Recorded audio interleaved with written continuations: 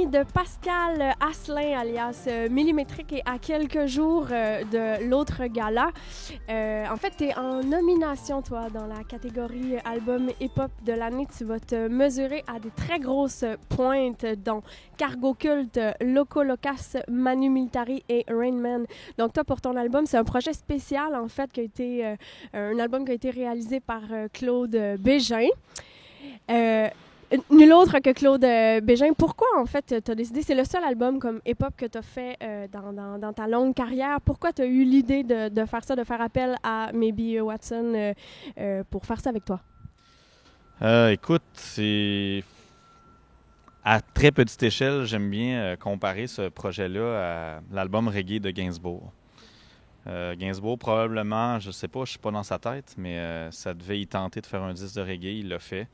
Pourquoi pas, en fait? Pourquoi pas? Donc, c'est comme ça que j'ai abordé ça. J'ai toujours aimé le rap. Je connaissais des MC, beaucoup d'MC. Certains d'entre eux ont accepté de participer à ce débile projet. Je m'attends à rien. Déjà, d'avoir une nomination, c'est quand même assez débile. Ouais, c'est déjà vraiment énorme. Puis c'est un projet pratiquement 100% made in Québec, là. Ça a été, en fait, enregistré. C'est Abusive Music qui s'est occupé de ça. C'est Claude Bégin qui l'a réalisé et tout. Tu as un attachement particulier envers la ville de Québec. C'est une ville que tu trouves inspirante. Parle-nous un peu de ta vieille capitale. Ben, c'est un constant combat de prouver que, hors de tout doute, entre autres aux Montréalais qui n'ont jamais sorti de Montréal, qu'il se passe quelque chose d'autre que nos banlieues, nos grosses autoroutes et puis nos votes bizarres aux élections.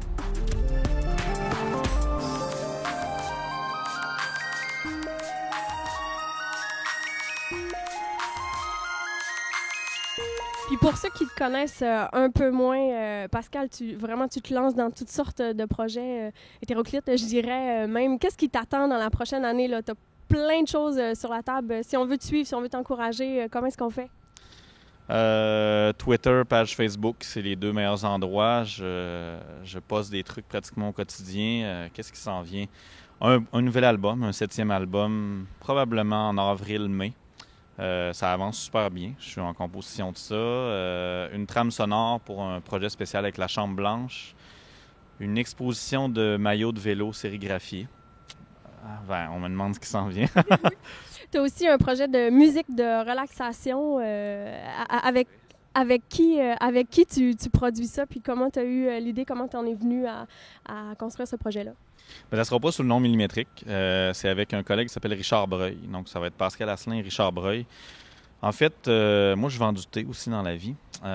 Puis, on a réalisé avec lui aussi, qui est plus affilié au salon de yoga et tout ça, qu'il ne se faisait pratiquement pas de musique au Québec pour ces gens-là. Les gens qui se font masser ou les massothérapeutes même, la musique à utiliser, les centres de yoga, les spas, tout ce genre de choses. On essaie de faire un disque 100% québécois de musique, musique de relaxation. C'est drôle parce que c'est un peu péjoratif, mais c'est quand même ça en bout de ligne.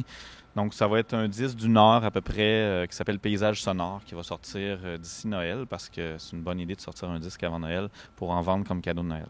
Ça se glisse tellement bien dans un bon Noël. Pascal, es-tu prêt à te faire planter aux poches? Mais